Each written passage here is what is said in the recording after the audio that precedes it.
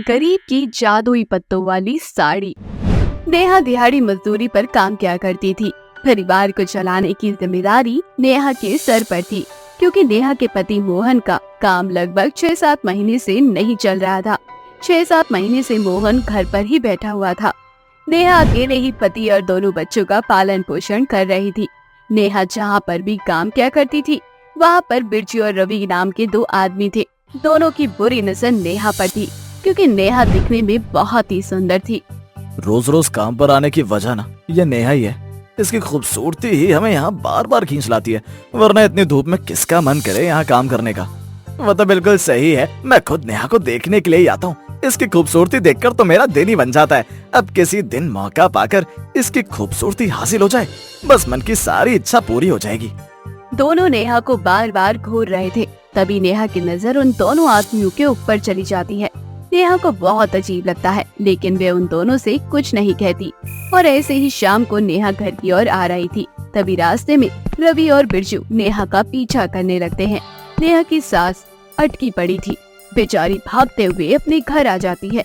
नेहा को इस तरह हांफता हुआ देखकर उसका पति मोहन कहता है, क्या हुआ, कोई कुत्ता पीछे पड़ गया था क्या तुम्हारे, जो तुम इस तरह से भागते हुए आ रही हो? सब ठीक है ना?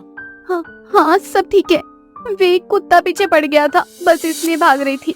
अब आप चिंता मत करो, कभी कभी ऐसा हो जाता है। तुम जितना उन कुत्तों से डरोगी ना, उतना वो कुत्ते तुम्हें काटने को दौड़ेंगे, इसलिए शांति से वहाँ खड़ी रहना था तुम्हें। आप बिल्कुल ठीक कह रहे हैं, जितना डरोगे ये उतना ही डराते रहेंगे। खैर अब मैं नहीं डरूंगी इन लोगों से। इतना बोलकर नेहा रसोई घर में चली जाती है और खाना बनाना शुरू कर देती है। नेहा के दिल दिमाग में बार बार बिरजू और रवि ही चल रहे थे, लेकिन फिर भी किसी तरह से नेहा अपने परिवार को खाना बनाकर खिला देती है और थोड़ी देर में सभी लोग सो जाते हैं। अगली सुबह नेहा फिर से काम पर जाती है। बार बार बिरजू रवि नेहा को घूर घूर कर देख रहे थे और उसके ऊपर उल्टे सीधे कमेंट्स कर रहे थे। नेहा को गुस्सा आ जाता है और फिर बिरजू और रवि को खींचकर एक थप्पड़ मारती है। क्या तुम्हारे घर में माँ बेटियां नहीं है, जो तुम इस तरह से मेरे ऊपर बार बार उल्टे सीधे कमेंट कर रहे हो? अगर तुम्हारे घर की औरतों को इस तरह से कोई छेड़े तो तुम्हें कैसा लगेगा? इतना सब होने के बाद बाकी के लोग भी वहाँ पर जमा हो जाते हैं। तभी वहाँ पर काम करवाने वाला ठेकेदार आता है। ठेकेदार रवि और बिरजू दोनों को कम पैसे निकालते हुए कहता है, निकल जाओ यहाँ से, तुम जैसे बदतमीज लोगों की जरूरत नहीं है। अरे तुम्हारे घर में माँ बेटियां नहीं है क्या, जो तुम इस तरह से किसी औरत को परेशान कर रहे हो? अगर तुम्हारी माँ बेटी के साथ ये सब हो तो तुम्हें बड़ी तकलीफ होती है, और दूसरों के साथ करो तो तुम्हें बड़ा मजा आता है। हाँ मालिक, हमें माफ कर दो, हमें काम पर से मत निकालो, हमें काम की बहुत जरूरत है। हमने नेहा बहन के साथ जो किया उसके लिए हम माफी मांगते हैं, लेकिन हमें काम से मत निकालो। मुझे कुछ नहीं सुनना, एक बार मैंने फैसला सुना दिया तो सुना दिया।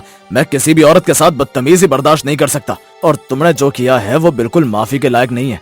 तुम किसी गरीब औरत का इस तरह से मजाक बना रहे हो, शर्म नहीं आती क्या तुम्हें? ठेकेदार उन दोनों की एक नहीं सुनता और उन दोनों को काम से निकाल देता है। ऐसी शाम को नेहा घर वापस आ रही थी। रवि और बिरजू अब नेहा के सामने थे। वे दोनों उसके साथ जबरदस्ती करने की कोशिश करते हैं, लेकिन नेहा किसी तरह से वहाँ से भाग जाती है। भागते भागते नेहा एक जंगल की ओर बढ़ जाती है। नेहा की साड़ी एक पेड़ में लग जाती है। नेहा इस बात से अनजान थी कि उसकी साड़ी कहीं फंस चुकी है। वे खुद को बचाते हुए बहुत तेजी से भाग रही थी। साड़ी फंसने के कारण साड़ी आधे से ज्यादा फट चुकी थी। नेहा को कुछ भी समझ नहीं आ रहा था। वे बड़े बड़े पेड़ पौधों के बीच जाकर छुप जाती है। उसी से एक बड़ा सा पौधा था, जिस पर बड़े बड़े पत्ते बने हुए थे। उन पत्तों में से आवाज आती है और वो पत्ते नेहा से बोलते हैं, क्या हुआ नेहा, तुम इतना डर क्यों रही हो? अब तुम्हें डरने की जरूरत नहीं है, तुम अब एक सुरक्षित स्थान पर आ चुकी हो। नेहा को लगता है कि रवि और बिरजू आ गए, लेकिन वे पत्ते बार बार नेहा को पुकार रहे थे। तभी ये पत्ते नेहा से बोलते हैं, अरे नेहा, हमारी ओर देखो, हम जादुई पत्ते हैं और हम हमेशा जरूरतमंद लोगों और अच्छे लोगों की मदद करते हैं। तुम्हें इस तरह से मुसीबत में देखकर हमने ही जानबूझकर तुम्हारी साड़ी पेड़ में फंसाई, ताकि तुम खुद हमारे पास चल कर आओ। अगर तुम सच में जादुई पत्ते हो तो भगवान के लिए मुझे मेरे घर छोड़ दो, मैं बहुत परेशान हूँ। तुम चिंता मत करो, हम तुम्हें सुरक्षित तुम्हारे घर पहुंचा देंगे। लेकिन मेरी साड़ी तो फट चुकी है और इस फटी साड़ी से मैं कैसे घर जाऊंगी? अरे तुम चिंता क्यों करती हो, हम है ना तुम्हारे साथ। हम तुम्हें पत्ते की साड़ियाँ बनाकर देंगे। और बताओ, और तुम्हारी क्या इच्छा है जो हम पूरी कर पाए? मुझे हमेशा हमेशा के लिए रवि और बिरजू जैसे लोगों से छुटकारा मिल जाए। इन्होंने मेरा जीना दुश्वार कर दिया है। गरीबी में अकेली अपने परिवार का पालन पोषण करती हूँ और ये लोग मुझ पर गंदी नजर बना कर रखते हैं। इन्होंने मेरा जीना दुश्वार कर रखा है, मुझे चैन से कमाने खाने भी नहीं देते हैं। अब तुम्हें कोई परेशान नहीं करेगा। इतना बोलकर जादुई पत्ते नेहा के लिए पत्तों वाली साड़ियाँ बना देते हैं। नेहा पत्तों वाली साड़ी पहनकर जादू से उड़ते हुए अपने घर की ओर चली जाती है। ऐसे ही अगले दिन नेहा वही पत्ते वाली साड़ी पहनकर काम पर जा रही थी। तभी फिर से बिरजू और रवि उसके सामने आ जाते हैं। नेहा को बहुत डर लग रहा था, लेकिन अचानक से नेहा के अंदर बहुत सारी शक्ति आ जाती है और नेहा रवि और बिरजू को मार गिराती है, जिसके बाद रवि और बिरजू वहाँ से डरकर भाग जाते हैं।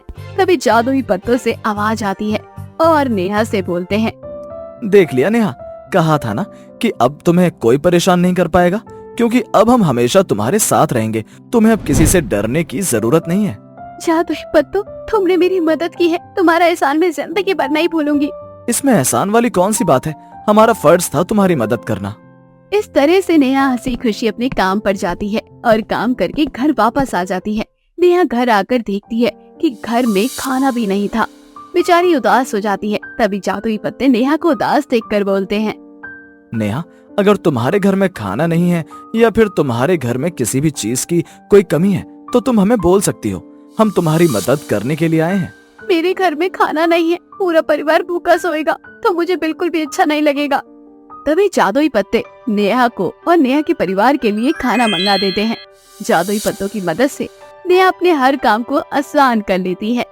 सुहाना के घर के बाहर बहुत सुंदर पार्क था। उस पार्क में बहुत सारे बंदर और बंदरिया आया करते थे। सुहाना को बंदर बंदरिया से बहुत ज्यादा चिढ़न थी, क्योंकि बंदर बंदरिया सुहाना के पूरे घर को गंदा कर दिया करते थे। ऐसे ही एक दिन सुहाना एक बंदर को झाड़ू मारकर घर से भगा रही थी। तभी सुहाना की सास आरती आती है और सुहाना को बोलती है, अरे बहू, ये तू क्या कर रही है? तुझे पता है ये बंदर हनुमान जी का रूप होते हैं और तू बंदर को झाड़ू से मारकर भगा रही है। ऐसा पाप मत कर तू। इन्हें प्यार से कुछ दे दे, ये चुपचाप यहाँ से चले जाएंगे, लेकिन इनका इस तरह से अपमान मत कर। माँ, ये बड़ी बड़ी बातें कहने और सुनने में बहुत अच्छी लगती है। घर की साफ सफाई तो मैं ही करती हूँ ना। जब आपको झाड़ू पोछा करना पड़ेगा तो फिर ये बंदर आपके पूरे घर को गंदा करके चले जाएंगे ना, तब आपको पता लगेगा। एक बात बता बहू, अगर तेरी खुद की कोई संतान होती, वे बार बार घर को गंदा करेगी तो इसका मतलब है कि तू उसे झाड़ू से मार कर घर से बाहर निकालेगी क्या? नहीं ना, बल्कि उसे प्यार से समझाने की कोशिश करेगी। ये बंदर यहाँ पर सिर्फ और सिर्फ कुछ न कुछ खाना ढूंढने की कोशिश करते हैं। इन्हें खाना मिल जाएगा, ये चुपचाप चले जाएंगे, तो इनके लिए रोज कुछ न कुछ बना दिया कर। माँ जी, मेरे पास बहुत काम होते हैं। आप लोगों के लिए खाना बनाना, पोछा झाड़ू करो, या फिर अभी इन जानवरों का भी खाना बनाना शुरू कर दो।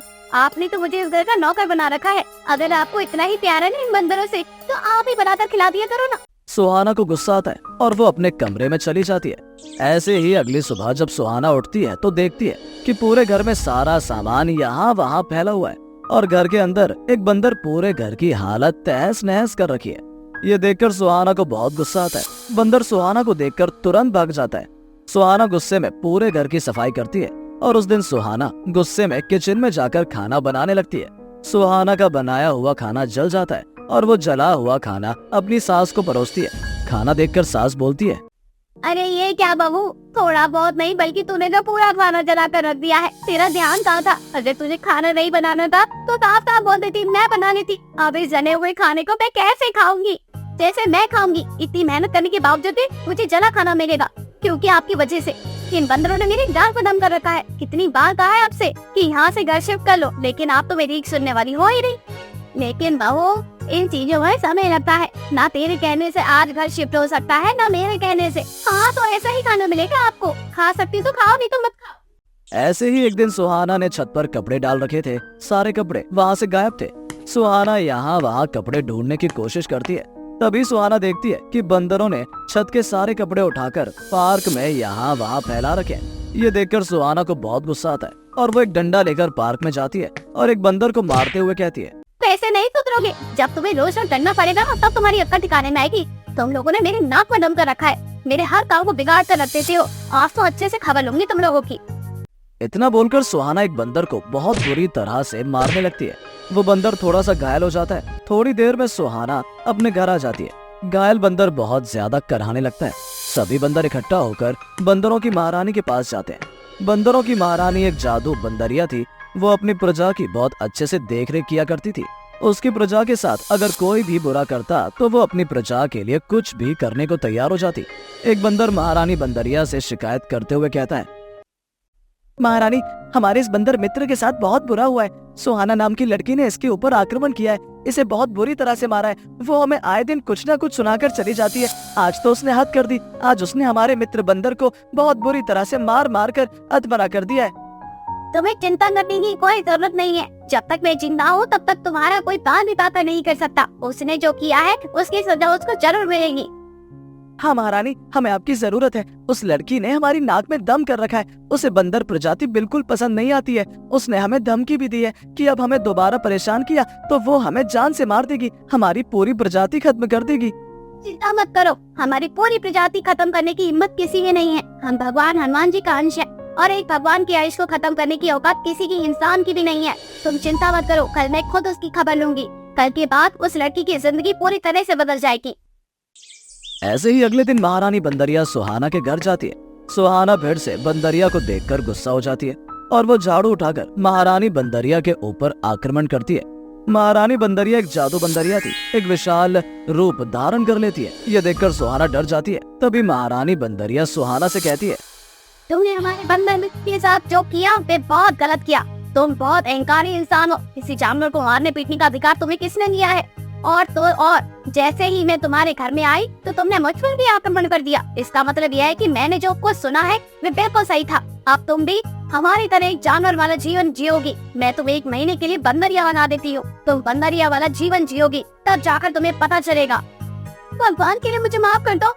मुझे ऐसा श्राप मत दो। मुझसे बहुत बड़ी गलती हो गई है। मैं किसी भी जानवर को घर में ऐसे नहीं भगाऊंगी, उनका अपमान नहीं करूंगी, न उनको मारूंगी पीटूंगी। तभी वहाँ पर सुहाना की सास आ जाती है। सुहाना की सास भी महारानी बंदरिया से माफी मांगती है, लेकिन महारानी बंदरिया किसी की कोई बात नहीं सुनती। सुहाना बंदरिया बन जाती है। अब सुहाना को अपने किए पर बहुत पछतावा होता है।